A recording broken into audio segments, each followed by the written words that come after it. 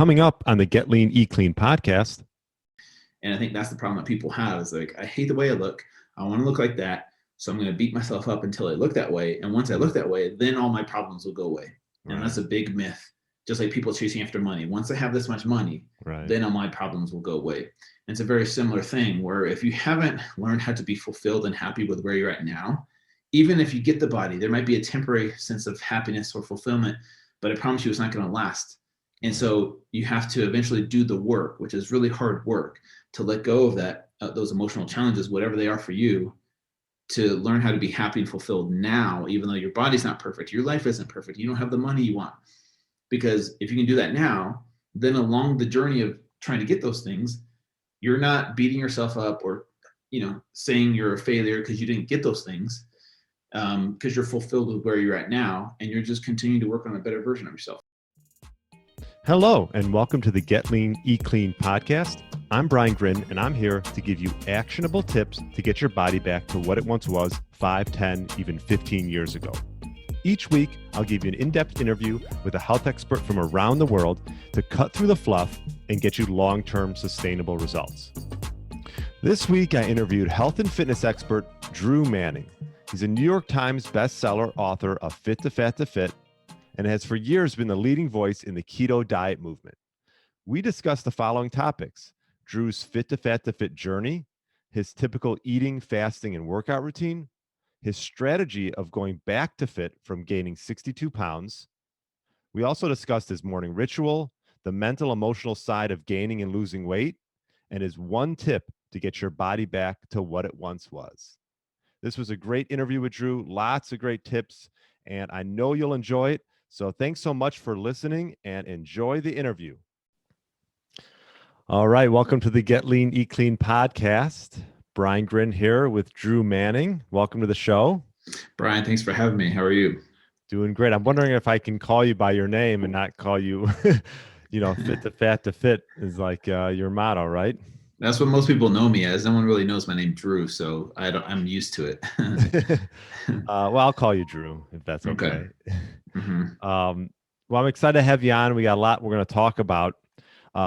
Before we get into that, if people don't know who you are, maybe just give a little background regarding, how you got into health and your whole journey.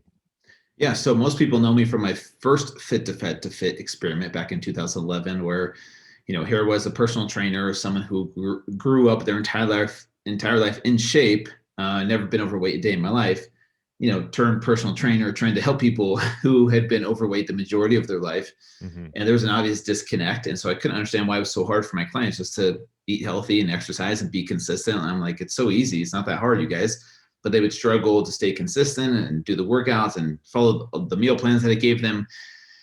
And one of them said to me, when I was frustrated with him, he's like, Drew, you don't understand how hard it is, because for you, you've always been in shape, and for you, it's easy. But for me and for people like me, it's really difficult. And I was like, okay, you know what? Maybe you're right. Maybe there's something I need to learn. So I started to think of ideas, and boom, this idea popped up. Like, what if you got fat on purpose and documented the whole thing? And so I kind of ran with that idea. It kind of felt like a good idea in my mind. So in 2011, I created my own Facebook page, YouTube channel, website, all by myself, or with the help of my wife at the time. And so we started on this journey. So 6 months, I let myself go. No exercise, ate a standard American diet, put on 75 pounds of pure fat in those 6 months. And then the next 6 months, I had to walk the walk and put my money where my mouth is and show people how to lose the weight. But for me, it was the first time in my life having to, one, be overweight, which was very humbling. It taught me a lot of lessons. And then two, lose that much weight in that amount of time. I've never experienced that before, but it taught me so much empathy for those that struggle. Whereas before, I was probably more judgmental towards my clients. I couldn't understand why it was so hard for them, just to eat healthy and exercise. And then here I was, after 6 months of eating that way, struggling to, my body almost fought back against me, wanting the high that it had from those processed foods the past 6 months. And so it clicked for me, man, it's way more mental and emotional than people think. And that's kind of when I started to change. That's when I started to change my approach. Instead of focusing just on the physical side of weight loss, there's more of a focus on the mental and emotional. And I think that's what people are missing. And so ever since I did that first experiment, I ended up writing a book, which became a New York Times bestseller. And then the book got turned into a TV show on A&E, where we had 2 seasons of Fit2Fat2Fit, where we put other trainers through the same process to see if they were more empathetic. And they definitely were. They were very humbled, and it was a good show. Since then I've totally shifted my focus, more so helping people on the mental and emotional side of transformation, rather than just calories and macros and weight loss and supplements and getting shredded. And so that's kind of me in a nutshell. Sorry for the long intro. No, that was good, and quite the journey. What I was just thinking off the top of my, did you have any people who told you when you were going to start doing it, like specifically like your wife? Was she like, maybe, not the best idea to do something like that? Were there people who were like told you not to do it? The only one that was against it was my mom, because she was worried for my health, Right. which is what a mom does. But my wife at the time was like, no, because I was more of the health nut, and so I didn't really have junk food in the house. And so she's like, and she was pregnant too, so she's like, you're telling me there's gonna be junk food in the house? And I think she had some cravings from being pregnant too. Right. So she was for it, because she could tell I was more judgmental and more strict than I probably needed to be. Yeah.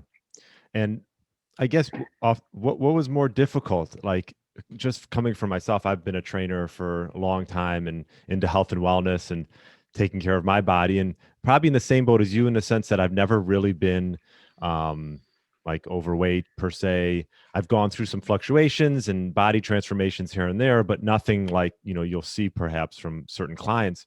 Yeah. Was it, what was more difficult, I guess, putting on the weight or taking it off? They were both difficult, but for different reasons. Putting on the weight was difficult because my identity was based on my body image. So in my mind, I was Drew the fit guy. And so as I became overweight slowly during that process, I kind of freaked out, to be totally. I had an identity crisis, to be honest with you, because I was like, who am I? And so I wanted to go up to strangers and explain to them that I wasn't really overweight, that this was just an experiment. I wanted to show them my before picture and say, hey, this is the real me. This isn't the real me that you're seeing right now, because I was so self-conscious and so obsessed about my body image. And so gaining the weight was really hard mentally. Obviously, eating a ton of food, the food tastes good, but then you feel awful. You get these spikes in blood sugar levels and then a crash. And then after that crash, your body wants the spike again and wants the high that it gets from those foods. And then it creates this vicious cycle where you become dependent. And that's why it's so hard to break it. It's not just as simple as willpowering your way to eating healthy food. It's like your body has been trained and programmed for these dopamine hits multiple times throughout the day, eating whatever you want. And the food we have here in America is so hyper palatable. It's so easy to overconsume a lot of these processed foods. And man, it was it was fun, but also so hard. It was very hellish. The cycle that it created. I can imagine too, just because, like, just for myself, like if I was going to do something like that, I think you just put so much time into, your body, eating right, when should I eat, meal timing, your macros, this and that. And to go the complete opposite way just had it been for me, I would think it'd be very difficult to do. It was very difficult. That's the thing. So it was different, and it was hard in a more of a mental, from a mental perspective, and emotional too, because it messes with your hormones. Like when your hormones shift, you're not sleeping as well throughout the night. You're grumpier, you're moodier, your testosterone drops, so your libido's low. You're more emotional. You're crying during commercials. Food is like the thing that makes you feel awful. It's the thing that makes you feel awful, but also makes you feel good. Like it does both of those things. Right. The journey back to fit was hard in the sense that I kind of compare it to, my whole life I've been on top of this mountain of fitness, like a lot of the, like you and people who have always been like in shape, and the clients are down here at the bottom, like they've never been at the top. And so for me, for the first time, I came down off that mountain and started from the bottom, and then that hike up was way harder than I imagined it would be. And, I fell down a couple of times and got back up and kept going. But yeah, that journey back to fit, that first time in 2011 was way harder than I thought it would be, because the emotional connection to food is more powerful than I thought it was going to be. Yeah. And then it clicked for me, man, this is why my clients have trouble sticking with the meal plan, because I'm expecting them, they've lived this way for decades. They've eaten this junk food. And now I'm saying, okay, we're going to eat chicken and broccoli and, vegetables. And do and exercise, it's such a huge extreme for them, because Right. they don't know what it feels like to be at the top. They don't know what it feels like yet. So they climb up the first few steps and fall back down multiple times in their life. And so for me, I have a lot more empathy for those that struggle with body image and transformation, because it's not as simple as people think. Yeah, and going and getting back into shape. I mean, I think maybe the one advantage that you would have is the fact that you were there, you've done it, you sort of know what it takes to get there, which would obviously help you in that journey back to fit. But I'm sure, um, were you counting down the days to start getting back into fit? Like, okay, I'm done with going, fast food. I needed to, I Yeah, think I yes would. and no. Yes Yeah, and no. Yes, because I went from one extreme health, super healthy, to right. super unhealthy, and I wanted to get back to my norm, which was super healthy. But towards the end, I was nervous, because I was like, man, I see why people get comfortable here, Mm, because you're living a life of comfortability. Like, everything is convenient. You right. can eat whenever you want to, whatever you want. You don't have to go to the gym. You don't have to move any muscles. Like, you don't have to feel the soreness, the burn. You don't have to feel hunger ever. And it's kind of a life of comfort. You know what I'm saying? Like, Yeah. and it's hard. You're like, man, okay, now I have to be disciplined. And that's what's really hard, is like, even for me, I'm like, man, this is going to be a little bit scary. But for me, obviously, I want to feel healthy more than I want Cinnamon Toast Crunch and Mountain Dew. Was that your was that your favorite? I was going to ask you anyways what your favorite. Yeah, those were some of my favorite foods. I mean, I ate a ton of stuff, like Top Ramen, Hot Pockets, mac and cheese, chips, cookies, crackers, Doritos, lots of sugary cereal, because that's what we grew up with here in I would America. imagine you'd have to try really hard. I'm just thinking because, like, even for myself, we have cheat foods. I have Yeah. cheat foods, and you do that sometimes. And I mean, I'm back in the day, I used to eat cereal. I remember I loved cereal. That was like a big Yeah. thing. But Yeah. I feel like you almost, being that you were fit, you probably had to go even more extreme to lose that weight. Like, just because you were metabolically flexible at one time and you could handle carbs, Yes. and so you probably had to put it into extra gear to put on that weight, I'm assuming. Yeah, I would probably ate close to. I mean, I'm doing it again a second time. As we'll probably get into, Right. but this time around, I didn't measure my calories back then, but I was eating 6,000 plus calories a day. Closer to 7,000 some days, just because the calories add up. It wasn't like I was stuffing my face every single meal, but I would eat until I was full, right? And then Right. like 2 hours later, guess what? I'm hungry again. you know, Right. so yeah, it's interesting how the processed food What was just it more does that. expensive? What's more expensive, buying a lot of cheap food, or being healthy and eating expensive grass-fed, whatever, meat and Yeah, that's a really good yeah. question. It was very similar. Like, I would say maybe slightly cheaper with the processed food, but because of the large quantities I was Right. eating, because here's the thing. If people ate processed food in a caloric, in a responsible way, where they're not eating a ton of calories, if they could control themselves, it probably wouldn't be that bad. But dude, I mean, let's be honest. When you're eating cinnamon toast crunch for breakfast, peanut butter and honey sandwiches for lunch, and then pasta for dinner, you're not just going to be like, oh, I'm full after a few bites of that. Like, you get hungry really quickly. It doesn't really Right. satiate you for a long period of time. And so, yeah, the grocery bill was slightly cheaper, but not by a ton. Yeah, that's interesting. And did you do a lot of snacking too, I imagine, throughout the day? Anytime I wanted to. That was the Yeah. that was the thing. It's like, oh yeah, I figured out I had this here. Oh, let me have that. And board Yeah. snacking. You know, How did it affect you? What were you doing? Were you still training at the time? What were you doing at the time? I imagine it affected your motivation to do other things. yeah, and I actually, a lot of people don't know this, but I had a full-time job in the medical field during the process. Okay. I was a part-time personal trainer. Um, so yeah, so for me, yeah, I would have to work in the hospital sometimes, and hospitals are full of junk food, to be honest with you. Like, Yeah. there's no healthy food. The Y- doctors, the nurses, like, It's sad that, that yeah, is sad. They'll tell you to go have like Ensure. And I remember my dad bought Ensure, and I look at the label, I go, wow, I can't believe they're giving this to you in yeah, the hospital. it's bad. It's bad. The food there is really bad. Um, and that's the thing, is like, this is a place of healing, but Right. America really hasn't really grasped that it starts with food, or health starts with food. We're all about medicine and prescriptions and putting a Band-Aid on these issues instead of like, all right, where do these issues stem from? Oh, diet, exercise, lifestyle. No one wants to change that though. So we've adopted this culture. Is like, no one wants to change that. So let's just give them all these pills, have them live longer, have them get, into the system where they have to pay, huge medical bills, and then they'll be dependent on that for the rest of their life. Don't change your eating though. Don't change your lifestyle. Just keep doing that. Right. That's the culture I think that we've adopted, unfortunately. And then you see with the pandemic that we had, you kind of see the effects of that in a sense, where it's like, hey, if you don't take care of your health, you can wear a mask all day, but if you're not taking care of your health, I think that hasn't really clicked for some people yet. That's what I'm saying.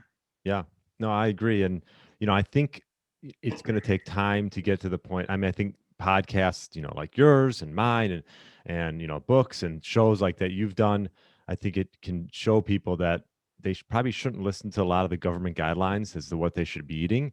And they should perhaps maybe do some of their own research, or, because right now we're not lacking information out there.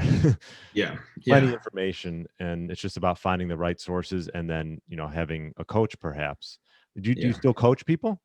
Not one-on-one. Most of my programs and my brand is to kind of impact the masses, and that's the kind of trade-off that you have to choose, which path you're going to go down as a trainer, or in this industry. Do you want to do one-on-one, which is great, and that's probably where you'll make the most impact for that one individual, right? But you're limited to how many people you can fit in a day, right? So most of my stuff is available online for the masses. How many times have you gone and done this? I was curious. So I'm currently on my second time. I'm 40. Oh. I did it back in the day when I was 31. Oh, I thought you've done it. Okay. So this is the second time you've done it. Okay. Yeah. No, people on my TV show, I was the creator of the show. And so we had trainers come on, and I didn't do it with them. They did it themselves. Yeah. Yeah. It's not easy. That's the thing. It's like, right. I didn't think I would ever do it again after that first time. I was like, never again. I told people never again. And then here I am 10 years later, almost 40 years old. Okay, maybe I think I can do it better this time, more impactful, more educational, with a different message to really make an impact. And was it more difficult was it more difficult, easier? I mean, obviously as you get older, probably I would imagine it's more difficult to get back into shape. Yeah. So I'm currently 3 days into the journey back to fit. So I gained 62 pounds of fat in 4 months, went from 8.4% body fat to 26.2% body fat. It's so interesting. Is it harder? I'm such a different person than who I was 10 years ago. And back then I was married, 2 kids. This time around, divorced. My kids are older, 9 and 11 now. Mm-hmm. It was different in different ways. It was harder than I thought it was going to be. I went into it a little bit cocky, like, oh, I've done this before. I got this. Like, I know what to expect. But that's not really how it was. I was super humbled this time around with how hard it was, especially emotionally. Unfortunately went through a breakup with my girlfriend during the whole process, which sucks. And that made it even harder, on top of the emotions and the physical changes that were happening, that made it, I think, even way harder than I was expecting it to be. But so many lessons learned though. So I don't have any regrets so far. Yeah. And now you're getting back into a fit mode. What is your goal? Like you said 62 pounds. So yeah. You're at what, 20? It's interesting. I just did a DEXA scan at the end of the year, and gosh, I was like 9.2.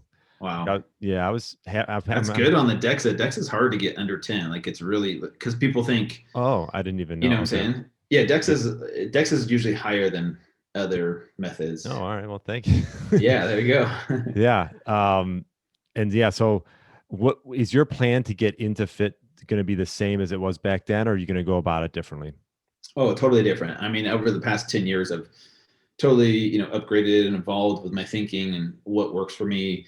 Right. So I've taken all the things I've learned over the past 10 years and implementing them from, biohacking to different diet strategies, different workout protocols, different tools on the mental and emotional side even. So that's why I built into this program meditation, positive affirmations, gratitude lists, making your bed, cold showers, those types of things on top of, eating healthy food, of course, which, as part of the, the process, and then exercising, that's part of the process too. But Sure. so yeah, so it's different, my approach this time around. Are you going to do any type of time restricted eating, like intermittent fasting or something like that? Yeah, so there's 4 months on the journey back to fit. The first month, I'm not going to do intermittent fasting just yet. Month 3 will be an intermittent fasting month. I figured I'd ease my way into it eventually, because I went from eating, almost 7,000 calories a day from the minute I woke up to the time I went to bed, to just jump into intermittent fasting on top of the other lifestyle changes I'm making could be pretty hard for some people. And I'm not saying like it wouldn't work. It definitely would. But yeah, so 3 meals a day is what I'm doing right now. I'll get into intermittent fasting, which that's my default. When I get back to fit and I'm kind of maintaining, that's kind of my default. What is a typical day for you when you're in your default, as far as eating and when you fast and work out and things like that? I'm curious. Yeah. So in the morning, no food other than sometimes I'll add some MCT oil powder to my coffee, which technically that'll break the fast for sure. And then I usually drink some exogenous ketones before my workout. My workouts were a mix of lifting heavy. Sometimes, like last year, I trained for a 100-miler, which sucks, but I did it, and I'll probably never do that again. So, a mixture of different, like sometimes CrossFit. I'll jump into CrossFit every now and then. And then lunch was my first meal, and then dinner. Not a lot of snacking in between, to be honest with you. Right. But for me, that's the thing, is like if I did snack, it wasn't that big of a deal because I wasn't too strict with my diet. I could get away with stuff because I was, maintaining and had a lot of muscle mass and was very active. So if I did have a snack every once in a while, it would be probably because I really was hungry, not just because I'm feeling snacky.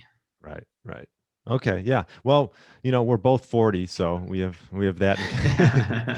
The big 40, we have that in common. But so workouts, you mixed it up, and you normally work out morning, afternoon, or morning time. Morning time is just because with kids, it's getting out of the way first thing in the morning is just so much easier. Yeah. I'm a big morning ritual guy, and I know you mentioned that that's something you implemented this time around into your I guess your back to fit. What's your morning ritual? What do you advise? So what is it currently right now? Yeah. So right now, I just posted this the other day on social media because I wanted to start over with the new morning routine. So 5 a.m. is my wake up time right now. We'll see, because I don't have my girls right now, so we'll see if that changes like when I do have them, because there's so many different variables when you have kids. Like, right, they don't always go to bed when they're supposed to sometimes, or they have a nightmare sometimes, so they need things, and there's all kinds of different things. You have to be flexible. But 5 a.m. wake up time. Okay. I'll meditate and use a red light therapy. Juve, I have one of their devices. Yeah. So I'll meditate while that's shining on me, and then from there, right now I'm going for like a 30 to 40-minute walk with my dog. Even though it's freezing cold here in Utah, getting that out of the way is great. And then I'll come back, make myself coffee, take my BHBs, do some journaling, gratitude list, a meditation, or sorry, not meditation, positive affirmations. And by the way, when I wake up, I make my bed first thing. That's another like mental discipline thing. Yeah. Yep. And then I'll get my workout in. And my workouts, that's the thing, is like, people are like, oh, you're probably going to work out 5 times a day, get back to fit. Like, I was like, no, you guys, I'm working out 5 days a week, 20 to 45 minutes are my workouts. That's it. Right. And that's all I'm doing for structured workouts other than walking, but that's more for therapy for me. And then get back from the gym and have my breakfast and take a cold shower. Love it. Love the cold therapy. It's something I've really gotten into over the last few years. Cold plunging and cold showers. It's just a great way to start the day. And I actually don't mind ending it that way too. It's a relaxation, sort of a relaxation device for me at the end of the day. So you have a sauna, you do red light therapy? Or like red light therapy. I don't have a sauna. I don't have infrared sauna. I just have the red light therapy, which is like it's like a 5-foot tall device, and you could pin it to the wall and mount it, or I just kind of mount it up against the wall and just Yeah, it would probably look weird if someone walked in and I'm like meditating, looking at a red light, like, Right. you know. So Um, and so my question to you is, what about like what you're eating? Um, true. I know obviously you have your book, Complete Keto, Hmm. right? Yep. What's a typical meal for you? I mean, I'm pretty low carb as well. Occasionally I'll add them in Uh-huh. here and there. How does it look? Yeah, right now is I'm doing more of a Mediterranean style of keto. So Okay. not a lot of bacon and steak, like not a lot of red meat and not a lot of dairy. So for example, for breakfast is these egg puffs. They're Greek egg puffs with like turkey and olives in them and feta cheese. And then for lunch, I have a ceviche salad with shrimp, made with Hmm. shrimp and avocados and cucumbers and onions and tomatoes. It's delicious. And then dinner right now is my chicken chow mein recipe, and it's got like zoodles, turkey sausage, chicken thighs. You make it in a wok with like some sesame oil and what else is in ground ginger and some Wow. other spices and herbs, and it's everyone loves it even if they're not keto. This is like one of my most popular dishes because people have it even when they're not keto and they're like, dude, I need this recipe, it's amazing. So it's that good. Is that in the book? Is that recipe in the book? Yeah, it's in my book, Complete Keto. What's the name of the dish? Chicken chow mein. Chicken chow mein. Okay, I'll write Yeah, that it's down. awesome. It's awesome. Yeah, keto. Actually, just put us to my Instagram today, so you can go Oh, look at the recipe and the macros on that. okay. Yeah, I will. Um, I know. I know you talk about like food addictions and withdrawal symptoms. What type of withdrawal symptoms did you have? Um, as far as when you were going through this whole process. Yeah, so like I said, I'm only 3 days in. Right. Yesterday was really hard. I went to the grocery store to buy like paper towels and like trash bags and things for the house, and I was starving. And I drove past like a fast food place. I think it was McDonald's. I'm like, man, like before it was so almost convenient. It was so convenient just to drive through that drive-through and pick up the food and like stuff your face and feel good. Hmm. And I'm like, man, I can't do that now. Or when I was at the grocery store picking up those foods or picking up those supplies, I like walked past some stuff where I'm like, oh, you know what? I can buy this peanut butter M&Ms right now, and the family size, and eat the whole thing Right. because I could eat whatever I wanted to. And now I'm like, okay, I can't eat that. I can't eat that. Or when I was meal prepping, I went to the store to buy all the ingredients. I'm like, okay, I got to find this ingredient in the produce section, and this is all the way over there. Versus when you're not really following a plan, it's like, oh, those donuts look good, or oh man, that pumpkin bread looks awesome, or hey, I've never tried this cereal. Let me try this, or you know what I'm saying? Like you just pick all the Yeah. stuff that you looks good to you. There's no planning or prepping. So I understand and can empathize with people that struggle because the way our society is set up, it's so convenient just to gravitate towards the unhealthy foods. Does that make sense? Yeah. No doubt. I mean, the way they set up these grocery stores, right? It's so convenient just to grab everything you need, and all probably the hyper palatable foods are just staring right at you. And I think, like you said, maybe when you're someone who's fit for your whole life and you drive past these drive-throughs, you don't even recognize them. But now, like you said, you went through this process where now you probably notice them all the time. Yeah. And it's just that temptation to just keep going. Um, Yeah. what is going to be your big key to getting back to fit? Obviously, I'm assuming not buying these things, but um, I always say if you don't buy them, you won't eat them. Yeah. But what do you think is going to be the toughest thing to sort of get you through this second time around this journey? Yeah, honestly, I think it's just the mental discipline of it all. Like I've trained my brain for the past 4 months to be undisciplined and to the point where I'm like, Right. oh, dude, I don't want to shower today, or I don't want to work today, or I don't want to, I don't have to do hard things. And so I've trained my brain to just live a life of comfort. And the Mm, hard part for me, even, is to now train my brain to become comfortable with being uncomfortable. So when I'm mm, hungry, before I'd be like, oh, I'm hungry, I need food.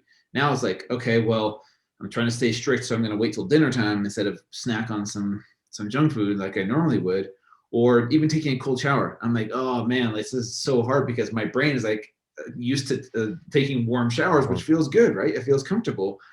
Or making my bed. I'm like, oh, I have to do these little things. And so it's retraining my brain in a sense, even for myself, but for other people that have lived this way for decades, mhm. it's going to be even harder for them because people get burnt out eventually.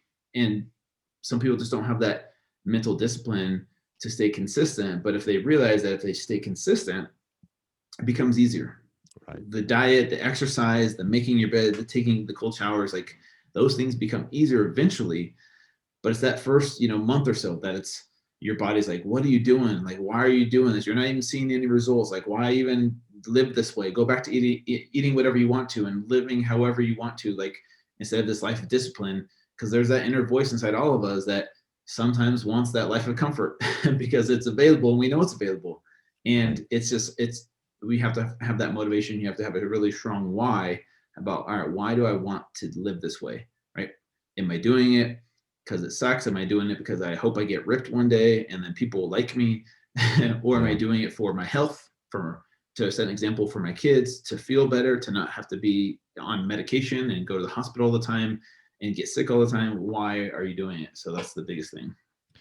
Yeah. And I'm curious, what were the public perception of you? And did you get any responses from people, or when you're out and about, like when you were overweight and stuff, that made you maybe not feel good?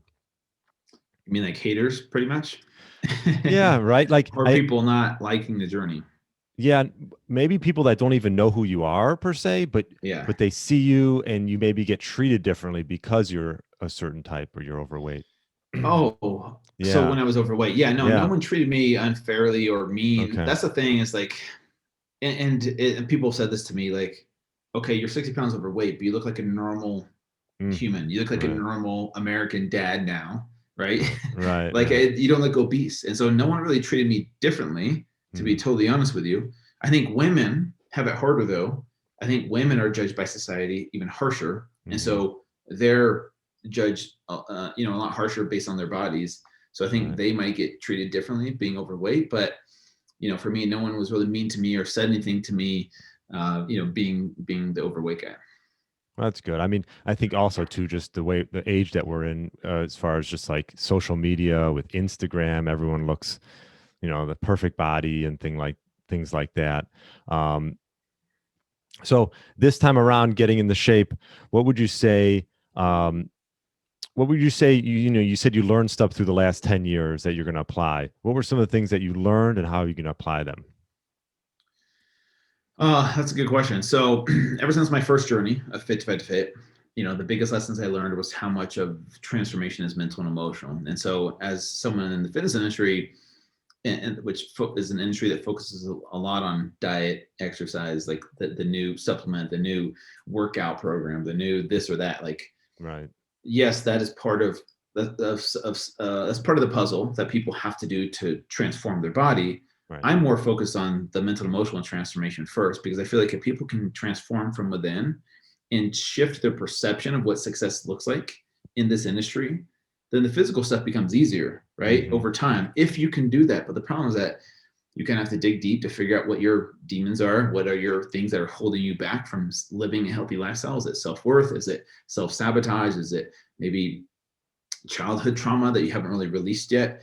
And you tend, because what happens is, for most people, we gravitate towards food or other substances to distract us from dealing with that emotional pain. Mm-hmm. And so a lot of people gravitate towards food because it's legal, it's easy to buy, it's cheap, it tastes really good, and that becomes their vice. Other people might gravitate towards alcohol or drugs or porn or sex or movies, TV shows, social media. We live in a world of these distractions, and we program our brain from a very young age, instead of dealing with the emotional stuff that's really hard, Mm-hmm. we just distract ourselves and numb ourselves with these substances over and over and over again. Whenever we feel that stress come up or those triggers come up emotionally, to where we never deal with that. And then when we go and try and, all right, I'm never gonna eat sugar again, I'm gonna work out every single day, we haven't really dealt with the stuff on the inside. Because what's going to happen is we're going to have to use our willpower every single time to try and live a healthy lifestyle, and eventually you're going to get burnt out, unless you're, you know, Jocko Willink or David Goggins or something like that. Yeah. Those are like the 1%ers of the world. But most people, after a few times, that they're like, this is too hard. And so for me, I like to help and help people through those mental and emotional issues, and then shifting their perception and get people to focus on the process, because they're worth it, because they love themselves enough to treat their bodies kindly, instead of hating yourself to skinny or hating yourself to get ripped or shredded. And I think that's the problem that people have is like, I hate the way I look. I want to look like that. So I'm going to beat myself up until I look that way. And once I look that way, then all my problems will go away. And that's Right. a big myth. Just like people chasing after money. Once I have this much money, Right. then all my problems will go away. And it's a very similar thing where if you haven't learned how to be fulfilled and happy with where you're at now, even if you get the body, there might be a temporary sense of happiness or fulfillment, but I promise you it's not going to last. And Right. so you have to eventually do the work, which is really hard work, to let go of that, those emotional challenges, whatever they are for you, to learn how to be happy and fulfilled now, even though your body's not perfect, your life isn't perfect, you don't have the money you want. Because if you can do that now, then along the journey of trying to get those things, you're not beating yourself up or, saying you're a failure because you didn't get those things, because you're fulfilled with where you're at now, and you're just continuing to work on a better version of yourself. And so it's a shift in perception Mm. that I try and teach people how to do through my programs.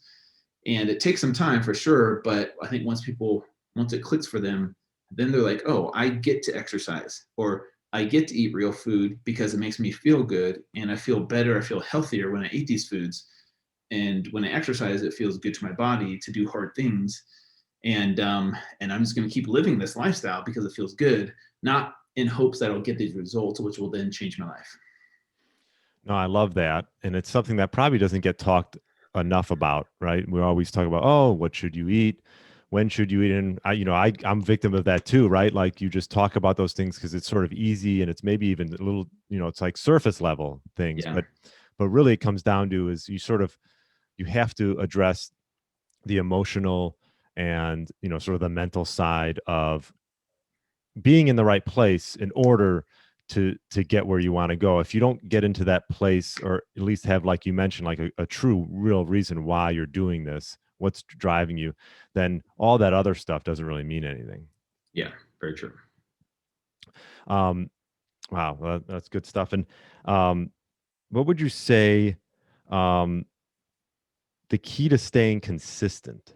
Mm. um I I know what would think is, I'm curious what your answer to this, because obviously, like you talked about, getting the emotional, mental side down is good, but sometimes I'm sure that can sort of fade, and people, go through these highs and lows. But because for me, just being someone that's been in shape for a long time, consistency is like the number one thing. Like you Yeah. don't have to be perfect. It doesn't have to be this 3-hour workout, but as Yeah. long as you can stay consistent, what would you say to someone that's trying to stay? Yeah.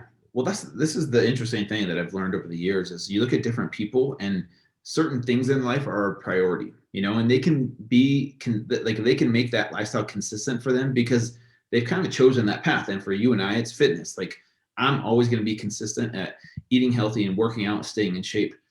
I think for me, I've made it a priority for so long. I don't even have to really think or put a ton of effort into it Mm. because I've been doing it for so long. And then there's people that are entrepreneurs and whatever industry they're in, they have these routines where they're consistent at doing these things to make a lot of money, and their focus is on finance. They really don't take care of their health, but Right. they're focused on finance, and they're successful at that. And then there's people that in religion that are like, hey, that is my priority. I'm super consistent at that, where other people are like, I want to go to church, I want to pray, but it just, I'm too busy.